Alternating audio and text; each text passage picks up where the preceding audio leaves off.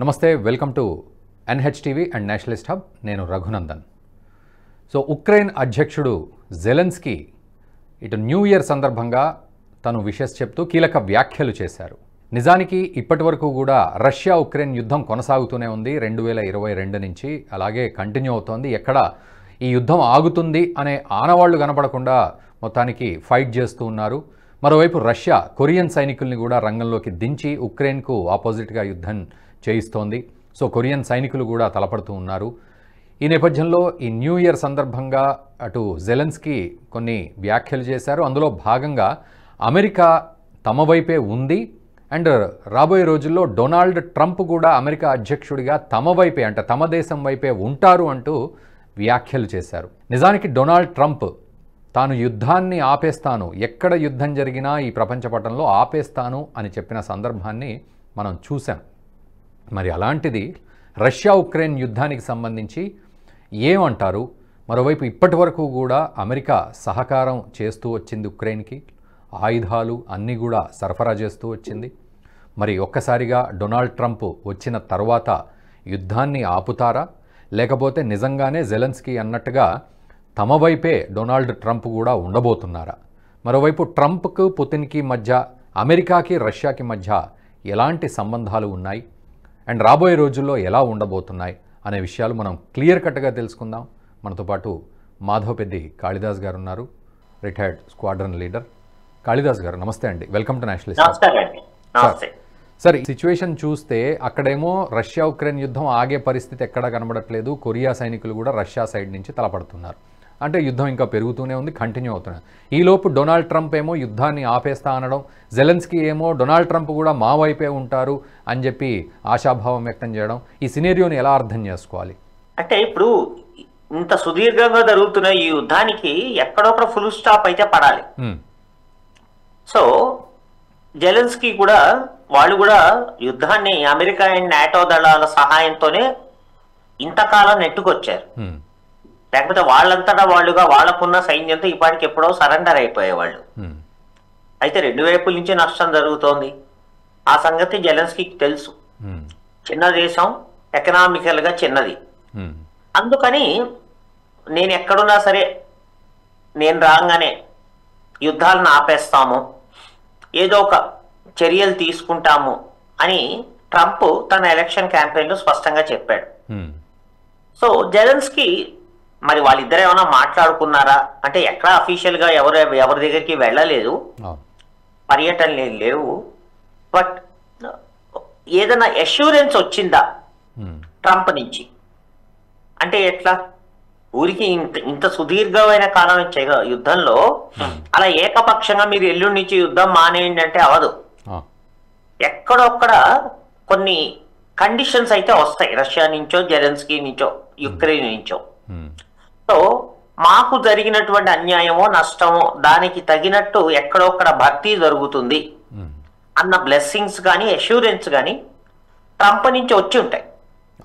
అంటే యుద్ధం కంటిన్యూ చేయడానికి కానీ, ఒకవేళ ఆపేస్తే వాళ్లకు న్యాయం జరిగే విధంగా కూడా ఉంటుంది అని జెలెన్స్కీకి ఒక భరోసా ట్రంప్ నుంచి ఏమైనా వచ్చి ఉండాలి. అందుకే అతను అట్లా మాట్లాడాడు. ఓకే. సో అంటే మరి ఇది ఇప్పుడు రష్యా విషయానికి వస్తే దీన్ని ఎలా స్వీకరించే పరిస్థితి ఉంటుంది ఈ స్ట్రాటజీని? ఇప్పుడు రష్యా ఒక రకంగా మింగలేక కక్కలేక ఉంది. ఈ 2.5 ఏళ్లలో యుక్రెయిన్ ఏమీ ఆక్రమించలేకపోయింది.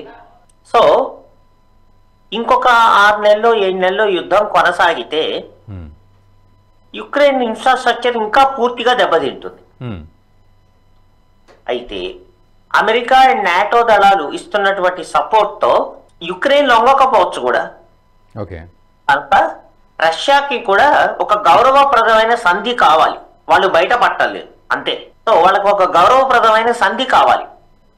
సరే, ఇన్నాళ్ళు మేము కొట్టుకున్నాము, ప్రపంచ శాంతి కోసం మేము కూడా ఉంటాము అన్న ఒక గౌరవప్రదమైన మాట బయటపడాలి నోట్లోంచి. కానీ వాళ్ళంతటా వాడు బయటపడకూడదు. రష్యా పరిస్థితి అది. కరెక్టే, కానీ ఒక చిన్న దేశాన్ని నువ్వేం చేయలేకపోయావు అన్న విమర్శ వచ్చేస్తోంది. బట్ మన ప్రధాని మోదీ వెళ్ళిన సందర్భం కూడా మనం చూసాం కదా, అప్పుడే అసలు యుద్ధం ఆగుతుంది, పుతిన్ జెలెన్స్కీ మోదీ మాట వింటారు, యుద్ధం ఆపేస్తారు సహృదయ భావంతో అని కూడా అనుకున్న సందర్భం ఉంది. మరి అది ఒక మంచి అవకాశం కదా. మంచి అవకాశమే. అయితే వాళ్ళలో వాళ్ళు మేమింక యుద్ధం ఆపుతాము, ఆపాలి అన్న భావన ప్రస్ఫుటంగా బయటకి రావాలి. ఓకే, చివరికి బాగుకునేది ఏం లేదు. రెండు వైపుల నుంచి నాశనం అవుతోంది. 80% యుక్రెయిన్ నాశనం అయిపోయింది. ప్లస్ రష్యాకు కూడా పెద్ద ఒరిగింది, దానివల్ల సాధించింది ఏం లేదు. జెలెన్స్కీ ఇంకా నేను నాటోలో చేరాలని ఒక్క మాట కూడా అనలేదు.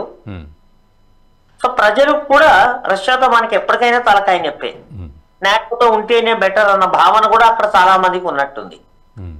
కనుక అమెరికా ముందు చొరవ తీసుకొని మీరిద్దరూ రండి మాట్లాడుకుందాం, మీ రెండు దేశాల్లో కాకపోతే మా దగ్గరికి రండి, లేదా యుఎన్ఓకి రండి, తటస్థమైనటువంటి భారతదేశానికి రండి, ఏదన్నా యూరోపియన్ కంట్రీస్కి రండి అన్న ఇనిషియేటివ్ ట్రంప్ ఇవ్వాలి ముందు. ఎందుకంటే అందరికన్నా పెద్దన్న నేను యుద్ధం ఆపుతాను అని ప్రత్యక్షంగా చెప్పిన ఆయన రేపు మార్చిలో ప్రమాణ స్వీకారోత్సవం అయిపోయి అఫీషియల్ గా సంతకం పెట్టి ప్రెసిడెంట్ అయిన వెంటనే కూడా మొదటి వారం 10 రోజుల్లో ట్రంప్ దగ్గర నుంచి వచ్చే పెద్ద అనౌన్స్మెంట్ ఇదే నేను అనుకుంటున్నాను. మేము చర్చలకు పిలుస్తాము, లేదా ఒక చోట చర్చలు మేము అరేంజ్ చేస్తాము, దీని మీద మాట్లాడుకుందాం, ఇరు పక్షాలకి ఆమోదయోగ్యంగా ఉండేటట్టు. అయితే ఈ విషయం జెలెన్స్కీకి ఆయన ఏమన్నా తెలియచేశారా, దాని మీద ఈ స్టేట్మెంట్ ఇచ్చాడా అన్నది ప్రశ్న. రష్యా ఇంకా బయటపడలేదు. సో ఖచ్చితంగా ట్రంప్ మార్చిలో పదవిని స్వీకరించిన చాలా కొద్ది రోజుల్లోనే రష్యాకి అంటే పుతిన్ కి జెలెన్స్కీకి ఇద్దరికి మాట్లాడతాడు. డెఫినెట్ గా ఇండియాతో కూడా మాట్లాడతాడు. మీ తరఫున మీరు కూడా మంచి ప్రపోజల్స్ ఏమన్నా ఉంటే చెప్పండి అంటారు. సో ఆ అవకాశాన్ని మనం కూడా వదులుకోకుండా అవసరం అయితే మనందరం ఢిల్లీలో కూర్చొని మాట్లాడుకుందాము అని అమెరికాకి, రష్యాకి, యుక్రెయిన్ కూడా చెప్తే భారత్ కూడా ఈ శాంతి ప్రస్తావనలో ఒక చక్కటి పెద్దన్న పాత్ర పోషిస్తుంది, మన గౌరవం ఇంకా ఇనుమడిస్తుంది అన్నటువంటి ఒక అనువైన సిచ్యువేషన్ ని మనం కూడా తెర వెనకాల నుంచి నడిపించాలని నేను అనుకుంటున్నాను. ఓకే, మరోవైపు సార్ ఇప్పుడు ఇప్పటి వరకు కూడా అమెరికా ఉక్రెయిన్ తోటే ఉంది, ఎన్నో ఆయుధాలు సరఫరా చేసింది, $1 మిలియన్ ఖర్చు కూడా పెట్టింది. సో ఈ నేపథ్యం కనుక తీసుకుంటే అదే పరంపరను డొనాల్డ్ ట్రంప్ కనుక కొనసాగించే అవకాశం ఉంటుందా? అంటే జెలెన్స్కీ వ్యాఖ్యల్ని బట్టి మనం ఆలోచిస్తే అంటే ఈ ఆయుధాలు ఊరికినే ఇచ్చారా, ఏదైనా డబ్బు తీసుకొని ఇచ్చారా అన్నది ఒక ప్రశ్న. ఓకే, అమెరికా మనం ఎన్ని మాట్లాడుకున్నా ఒక గొప్ప వ్యాపారవేత్త, అందులో డౌట్ లేదు. ఎస్ మేము యుద్ధమే చేస్తామని కొంచెం మొండిగా మూర్ఖంగా జెలెన్స్కీ అన్నాడు అనుకోండి, మీకు ఇచ్చే ఆయుధాల ధర ఇలా ఉంటుందని ఒక వ్యాపారవేత్తగా అన్నాడు అనుకోండి, అప్పుడు కూడా అతను పునరాలోచించాల్సిన అవసరం ఉంటుంది కదా జెలెన్స్కీ. 100%. అంటే దౌత్యవేత్తగా కాకుండా వ్యాపారాత్మకంగా మాట్లాడగలిగేటువంటి కెపాసిటీ ట్రంప్ కు చాలా ఉంది. అతను ఏ నిమిషాన సిచ్యువేషన్ ఎట్లా మాట్లాడతాడో అంత ఈజీ కాదు పసిగట్టడం. అందుకని జరిగింది, మారణహోమం జరిగింది, కొన్ని వేల మంది చచ్చిపోయారు, కొన్ని తరాల పాటు ఇన్ఫ్రాస్ట్రక్చర్ నాశనం అయిపోయింది, ఎస్పెషల్లీ యుక్రెయిన్ కి.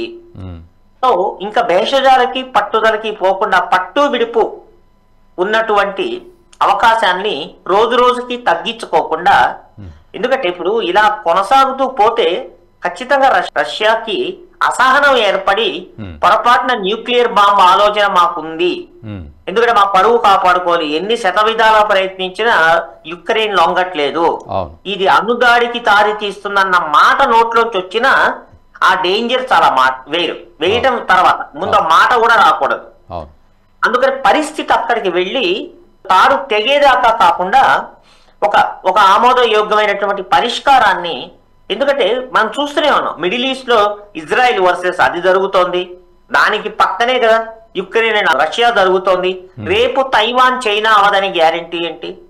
సో ప్రపంచం ఇన్ని యుద్ధాలు ఒకేసారి చుట్టం చాలా కష్టం అండి. అందుకని అటువైపు నుంచి అమెరికా ఈ అవకాశాన్ని అందిపుచ్చుకొని ఏషియా నుంచి భారత్ రెండు వైపులా ప్రయత్నం చేసి అన్ని పక్షాలకి సర్ది చెప్పి ఒక శాంతి కాముకత్వం మెసేజ్ గనక ఇచ్చి అది ఇంప్లిమెంట్ అమలు పరిచేటట్టు చేయగలిగితే ప్రపంచ శాంతికి చాలా ఇంపార్టెంట్.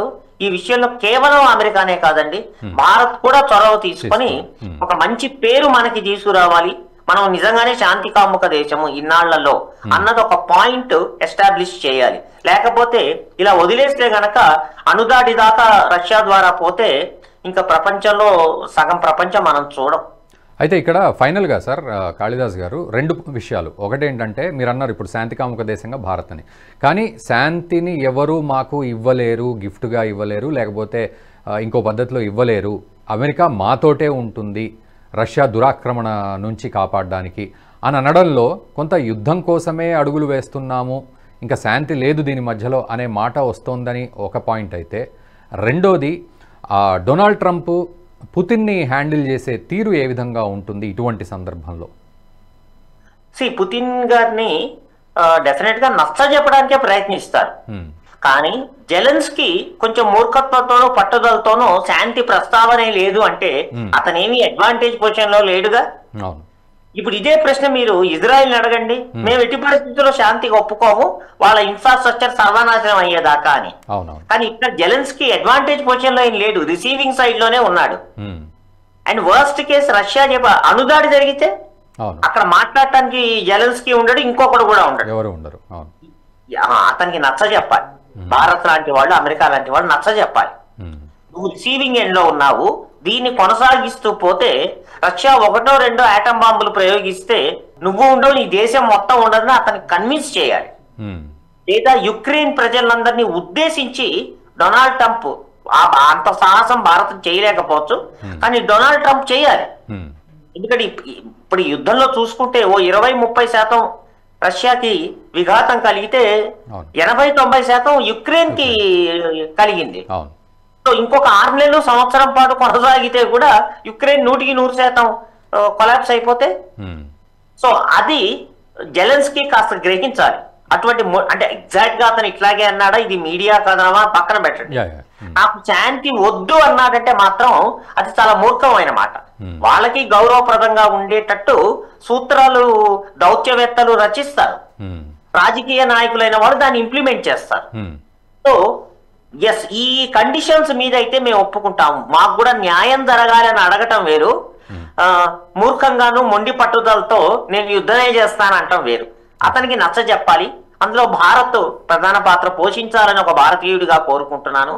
అమెరికా ద్వారా అయితే ఆయన అందరికీ పెద్దన కాబట్టి ఈ ఘోర కలిని ఎక్కడికైనా ఇప్పటికే కొన్ని వేల మంది సైనికులు చచ్చిపోయారంటే అదొక అర్థం ఉన్నది, కానీ స్త్రీలు, పిల్లలు, సో ఇతర సామాన్యమైన ప్రజలు జనవాసాలు నాశనం అయిపోయాయి. చివరికి ఏం బాగుంటుంది, ఏదో కొత్తల్లో ఉంటే ఇదేదో కొత్త యుద్ధం స్టార్టింగ్ చూద్దామన్న హుషారు ఉండొచ్చేమో చాలా మందికి. 2.5 సంవత్సరాలు అయిపోయింది, ఇంకొక 6 నెలలు కూడా అయిపోతే ప్రపంచ పట్టం నుంచి పొరపాటున యుక్రెయిన్ అన్న దేశమే మాయమైపోతే అప్పుడేం చేయాలి? Right sir, thank you very much Kalidas garu, thank you very much. Thanks అండి, థ్యాంక్ యూ. ఈ విషయంపై పూర్తి వివరణ ఇచ్చారు, thank you very much. So అదండి పరిస్థితి. మొత్తానికి శాంతి మాకు ఎవరు బహుమతిగా ఇవ్వలేరు అని జెలెన్స్కీ కనుక నిజంగా అలాంటి వ్యాఖ్యలే కనుక చేస్తే అది మూర్ఖత్వం అనే అనుకోవాలి. ఎందుకంటే ఇప్పటికీ యుద్ధం వల్ల కోలుకున్నదేం లేదు, అంతా కూడా కూరుకుపోయిందే ఉంది. ముఖ్యంగా ఉక్రెయిన్ దాదాపు 80% నాశనం అయిపోయింది, మరోవైపు రష్యా కూడా కొంత దెబ్బతిన్నది. ఇలా గనక చేస్తూ పోతూ ఉంటే రేపటి రోజున ట్రంప్ మా వైపే ఉన్నారు అంటే అది గనక యుద్ధం కోసమే అయితే మాత్రం ఇక తన దేశం చావు తానే కోరుకున్నట్లుగా ఉంది జెలెన్స్కీ.